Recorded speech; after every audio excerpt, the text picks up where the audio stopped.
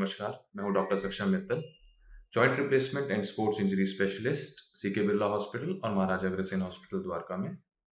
अक्सर पेशेंट्स का डाउट रहता है कि नी रिप्लेसमेंट सर्जरी के बाद पेशेंट को कितना टाइम लगेगा रिकवरी में।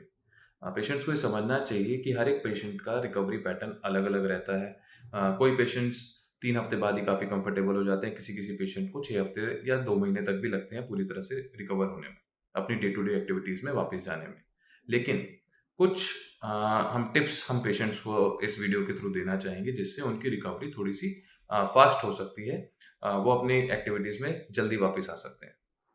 तो सबसे पहला और इम्पोर्टेंट एस्पेक्ट है पेन कंट्रोल।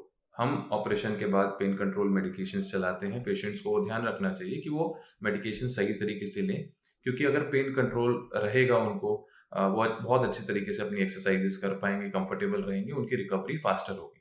पेशेंट्स का ये मानना है कि हम अगर पेन किलर्स लेंगे हमको और ज़्यादा नुकसान हो सकता है उस वजह से, लेकिन हम उस तरीके से पेन किलर्स चलाते हैं ताकि पेशेंट को भी नुकसान ना हो और हमारी रिकवरी भी थोड़ी फास्टर हो। तो पोन पेन मेडिकेशंस का बहुत इम्पोर्टेंट रोल है, हमको पेन को कंट्रोल करना है सर्जरी के बाद ताकि पेशेंट्स की रिकवरी हो सके।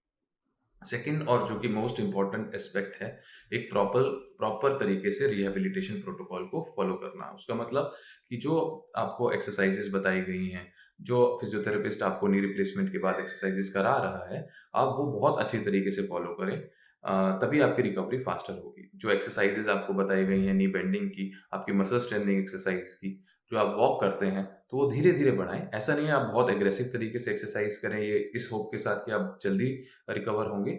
आप एक ग्रेजुअल इंक्रीजिंग पैटर्न फ़ॉलो करें एक्सरसाइज़ेज़ का, जिससे धीरे-धीरे आपकी रिकवरी होगी। लेकिन वही एक तरीका है जिससे आप जल्दी तरीके से रिकवर कर सकते हैं। डेली अपनी वॉकिंग बढ़ाएँ, आज अगर आप 10 मिनट चलते हैं, कल कोशिश करें थोड़ा-सा और डिस्टेंस और टाइम बढ़ाएँ एक्सरसाइज़ेज़ का।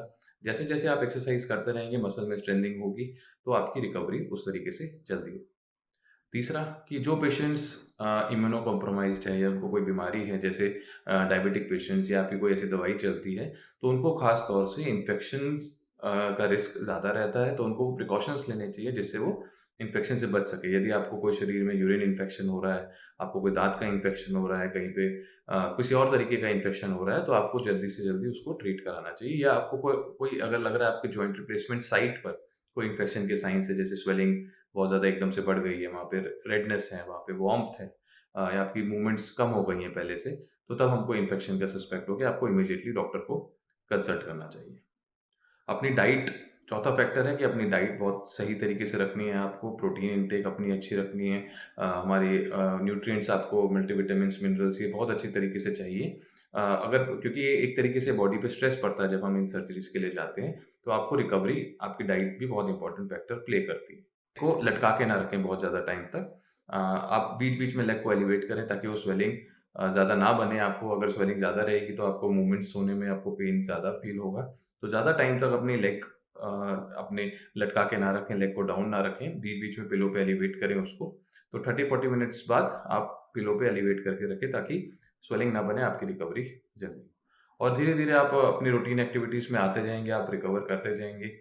कभी-कभी किसी पेशेंट्स को थोड़ा हल्का-फुल्का पेन या थोड़ी बहुत स्टिफनेस कुछ ज़्यादा टाइम तक भी रहती है, लेकिन वो एक बॉडी का नॉर्मल मैकेनिज़्म है हील होने का।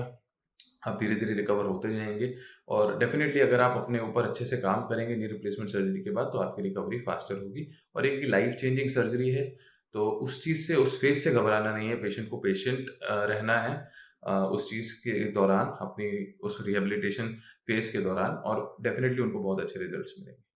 धन्यवाद।